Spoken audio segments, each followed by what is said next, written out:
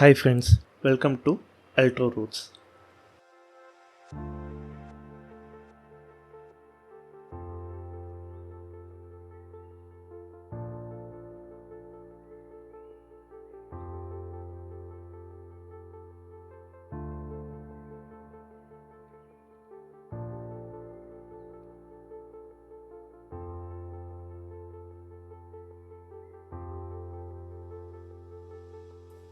இந்த வீடியோவில் நம்ம ரீஃப்ளோ ஓவன் மிஷின் பற்றி நம்ம பார்க்க போகிறோம்.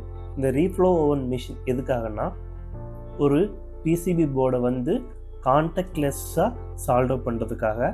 ஃபார் எக்ஸாம்பிளுக்கு வந்து ஃபஸ்ட்டு பிசிபி போர்டு இருக்கும், அதுக்கப்புறம் வந்து பார்த்திங்கன்னா சால்டர் பேஸ்ட் வந்து அப்ளை ஆகும். சால்டர் பேஸ்ட் அப்ளை ஆனதுக்கப்புறம் வந்து பார்த்திங்கன்னா பிக் அண்ட் பிளேஸ் மிஷின் மூலயமா ஒரு காம்பவுண்ட் வந்து எடுத்து வைக்கும்.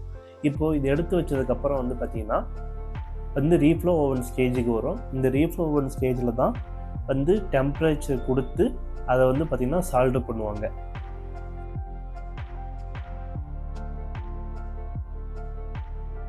இப்போ எக்ஸாம்பிளுக்கு நீங்கள் ஒரு மைக்ரோ ஓவன் எடுத்துக்கிட்டிங்கன்னா இப்போ எப்படி சாப்பாடு வந்து எந்த ஒரு நெருப்பு இல்லாமல் வந்து ஹீட் பண்ணுறோமோ அதே மாதிரி இங்கே வந்து இந்த பிசிபி போர்டை வந்து ஒரு ஹீட்டர் மூலமா வச்சு ஹீட் பண்ணி அதை வந்து பார்த்திங்கன்னா சால்டர் பண்ணுவாங்க. ஸோ இங்கே வந்து பார்த்திங்கன்னா சால்டர் பேஸ்ட், இந்த சால்டர் பேஸ்ட் வந்து பார்த்திங்கன்னா கொஞ்சம் க்ரீம் மாதிரியே இருக்கும். இதுக்குள்ளே வந்து பார்த்திங்கன்னா ஃப்ளெக்ஸ் வந்து ஆட் பண்ணியிருப்பாங்க. எப்போ வந்து ஒரு டெம்பரேச்சர் வந்து அப்ளை பண்ணும்போது அந்த ஃப்ளெக்ஸ்லாம் எவாப்ரேட் ஆகிட்டு வந்து பார்த்திங்கன்னா அது வந்து சால்டர் ஆகிடும். ஸோ இந்த ரெஃபரன்ஸ் இமேஜ் வந்து பார்த்திங்கன்னா ஒரு எக்ஸாம்பிளுக்கு வந்து சால்டர் பேஸ்ட் அப்ளை பண்ண பிசிபி, அதுக்கப்புறம் காம்பவுண்ட் மேலே வச்சதுக்கப்புறம் இந்த ரீஃப்ளோ ஓவனில் ஹீட் பண்ணவும் அந்த ஃப்ளெக்ஸ்லாம் எவாப்ரேட் ஆகிட்டு இங்கே வந்து பார்த்திங்கன்னா சால்டர் ஆகிடும். ஸோ இந்த எக்ஸாம்பிள் வீடியோவில் வந்து பார்த்திங்கன்னா உள்ளே வந்து போகும்போது அந்த ஃப்ளெக்ஸ்லாம் எவாப்ரேட் வந்து சால்டர் ஆகும். இந்த சால்டர் ஆனால் தான் அந்த காம்பனண்ட்டும் பிசிபி வந்து கான்டாக்டே ஆகும். அப்படி கான்டாக்ட் ஆச்சுன்னா தான் அந்த நமக்கான ஃபுல் சர்க்யூட்டே ஒர்க் ஆகும். ஸோ எக்ஸாம்பிளுக்கு இந்த இமேஜில் வந்து பார்த்திங்கன்னா நம்பர் ஆஃப் காம்பனண்ட்ஸ் வந்து சால்வ் ஆகிருக்கு. இது சால்வ் ஆனால் தான் வந்து பார்த்திங்கன்னா உங்களுக்கு கான்டாக்டே இருக்கும் பிசிபி போர்டோட. அந்த பிசிபி போர்டு கான்டாக்ட் இருந்தால் தான் உங்களுக்கு ஃப்ளோ ஆஃப் எலக்ட்ரான்ஸ் நடக்கும். அப்படி நடந்தால் தான் உங்கள் சர்க்யூட் வந்து ஃபுல்ஃபில்லாக எனக்கு தேவையான அப்ளிகேஷனுக்கு என்ன ஒர்க் ஆகணும் அப்படின்றது ஒர்க் ஆகும். ஸோ நம்ம இதில் இந்த ரீஃப்ளோ ஓவன் ஸ்டேஜில் ரொம்ப முக்கியமானதே வந்து பார்த்திங்கன்னா தெர்மல் ப்ரொஃபைல் தான். இந்த தெர்மல் ப்ரொஃபைல் பார்க்குறதுக்கு முன்னாடி இது என்னன்றதை இங்கே ஒரு எக்ஸாம்பிளாக பார்த்துலாம். இங்கே நான் கொடுத்துருக்க வந்து பார்த்திங்கன்னா ரெஜிஸ்டர், கெப்பாசிட்டர், இண்டக்டர், அதுக்கப்புறம் வந்து ஒரு எக்ஸாம்பிள் ஐசி கொடுத்துருக்கேன். இந்த ரெஜிஸ்டரில் இப்போ எனக்கு ஒரு எக்ஸாம்பிள் மேக்ஸிமம் டெம்பரேச்சர் வந்து 160 இருக்குது. அதே ஒரு கெப்பாசிட்டரில் வந்து பார்த்திங்கன்னா 163 இருக்குது. அதே இண்டக்டரில் வந்து பார்த்திங்கன்னா 162 இருக்குது. அதே ஐசியில் 160 இருக்குது. இப்போது இந்த மேக்ஸிமம் டெம்பரேச்சருக்கு மேலே போச்சு, அதாவது வந்து இப்போ ரீஃப்ளோ ஓவன் உள்ளே போகும்போது நம்பர் ஆஃப் காம்பனண்ட்ஸ் இருக்குது. அந்த நம்பர் ஆஃப் காம்பனண்ட் இந்த ஒரு ரெஜிஸ்டர் இருக்குது. இந்த ரெஜிஸ்டரோட மேக்ஸிமம் டெம்பரேச்சர் 160 தான்.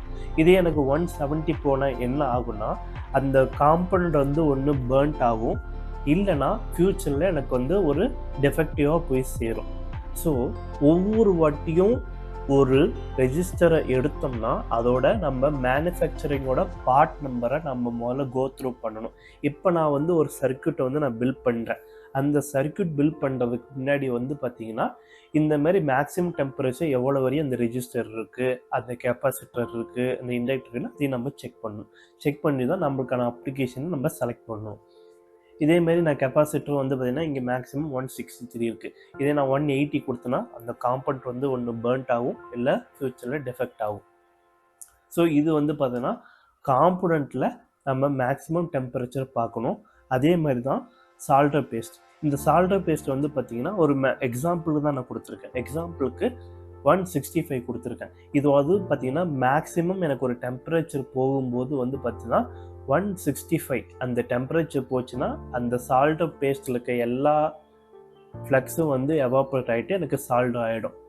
ஸோ இதுக்கு கம்மியான நீங்கள் வந்து ஒரு டெம்பரேச்சர் நீங்கள் கொடுத்தீங்கன்னா அது வந்து ஹையஸ்ட் மெல்ட்டிங் பாயிண்ட்டே ஆகாது. அப்படி ஆகலைன்னா அதில் ஃபுல்லாக இருக்க ஃப்ளக்ஸ் எதுவுமே வெளியே போகாது. ஸோ வந்து பார்த்திங்கன்னா அது என்ன ஆகுனா, ஒரு பக்கம் காம்பனண்ட்டு எடுத்திருக்கும், இல்லை ஒழுங்காக சால்ட் ஆகாது, கொஞ்சம் தட்டினாலே கீழே விழுந்துடும்.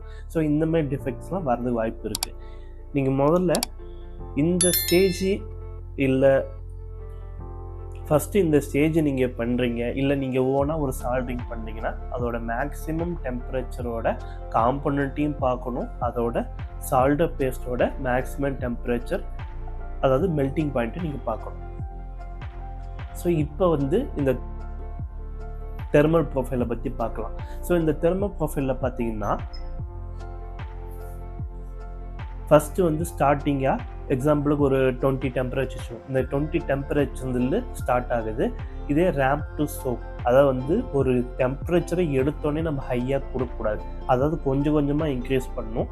அப்படி இன்க்ரீஸ் பண்ணிங்கன்னா தான் ஒரு போர்டு உள்ளே போயிருக்கு, அந்த போர்டு எல்லாமே ஹீட் வந்து ஈவனாக ஸ்ப்ரெட் ஆகிட்டு, ஒரு சப்போஸ் வந்து ஒரு இடத்துல நீங்கள் அதிகப்படியான டெம்பரேச்சர் கொடுத்தீங்கன்னா ஒன்று காம்பவுண்ட் வந்து சைடாக வந்து தூக்குன மாதிரி போயிடும், இல்லைனா வந்து பார்த்திங்கன்னா மிஸ்அலைன்மெண்ட் ஆகிடும், இல்லைனா வந்து அது ஒழுங்காக வந்து சால்ட் ஆகாது. ஸோ அதனால் வந்து ஸ்டார்டிங்லேருந்து நம்ம ரேம்ப் டு சோக் போயிட்டு, இது ஃபஸ்ட் லெவல்.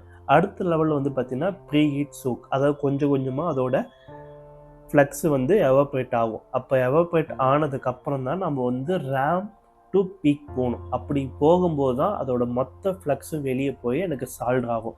இப்போ வந்து ஹையஸ்ட் டெம்பரேச்சர் வந்து இங்கே நான் 170 வச்சுருக்கேன்னா, இங்கே வந்து கொடுத்துருக்காங்க 270 டிகிரி வந்து கொடுத்துருக்காங்க. அந்த போச்சுன்னா எனக்கு வந்து எல்லா ஃப்ளக்ஸும் எவாப்ரேட் ஆகிட்டு அந்த ரீஃப்ளோ ஸ்டேஜ் எனக்கு வந்து பார்த்திங்கன்னா எனக்கு தேவையான பர்பஸ் வந்து ஃபுல்ஃபில் ஆகிடும்.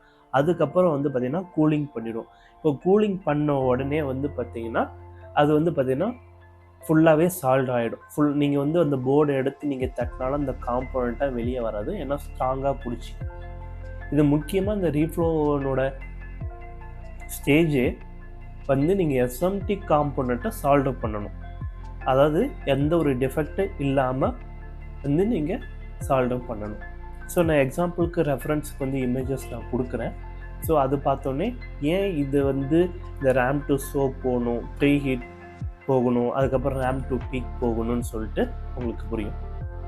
ஸோ இதுக்கப்புறம் வந்து பார்த்திங்கன்னா ரீஃப்ளோ 1 ஸ்டேஜரோட டெமோ பார்க்கலாம். அதுக்கப்புறம் வந்து மேனுவலாக அது எப்படி வந்து சால்வ் பண்ணுறது. மேனுவலாக சால்வ்னா ஒன்றும் கிடையாது, அதாவது வந்து உங்களுக்கு ஒரு ஹாட் ஏர் கன் இருக்குன்னா அதை நீங்கள் வந்து ஒரு குறிப்பிட்ட டெம்பரேச்சர் வச்சுட்டு அதே மாதிரி குறிப்பிட்ட ஃபேன் ஸ்பீடை வச்சுட்டு நீங்கள் காட்டிகிட்டே இருக்கணும். ஸ்லோவாக நீங்கள் இது பண்ணணும்.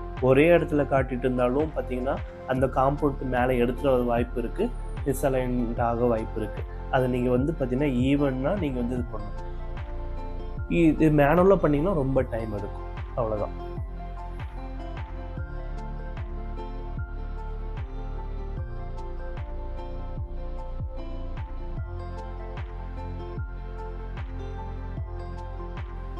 இதுதான் பார்த்தீங்கன்னா ரீஃப்ளோவோனோட ஓவர்வியூ. ஸோ இதுக்குள்ளே தான் வந்து பார்த்திங்கன்னா கண்டினியூஸாக ஒவ்வொரு எலக்ட்ரானிக் போர்டாக உள்ளே வரும். இந்த இடத்துல ஃபஸ்ட்டு ரேம்ப் டு சோக் போகும், அதுக்கப்புறம் சோக், அதுக்கப்புறம் வந்து பார்த்திங்கன்னா ரேம்ப் டு பீக், அதுக்கப்புறம் ரீஃப்ளோ, அதுக்கப்புறம் கூலிங். இது முடிஞ்சோடனே வெளியே வந்துடும்.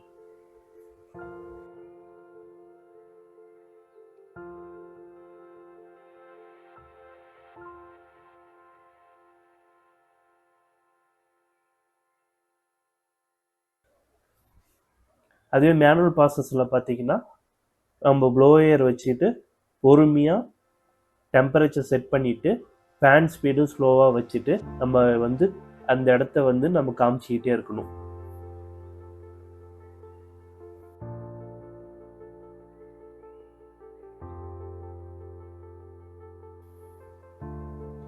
ஓகே ஃப்ரெண்ட்ஸ், இந்த வீடியோவில் அவ்வளோதான். அடுத்த வீடியோவில் வந்து நம்ம பிசிபி அதுக்கப்புறம் எஸ்எம்டி காம்பனண்ட்ஸ்லாம் நம்ம பார்க்கலாம். இந்த வீடியோ பிடிச்சிருந்தா கீழே கமெண்ட் பண்ணுங்கள். உங்கள் இன்ட்ரெஸ்டான ஃப்ரெண்ட்ஸுக்கு வந்து இந்த வீடியோ ஷேர் பண்ணி விடுங்க. தேங்க்யூ.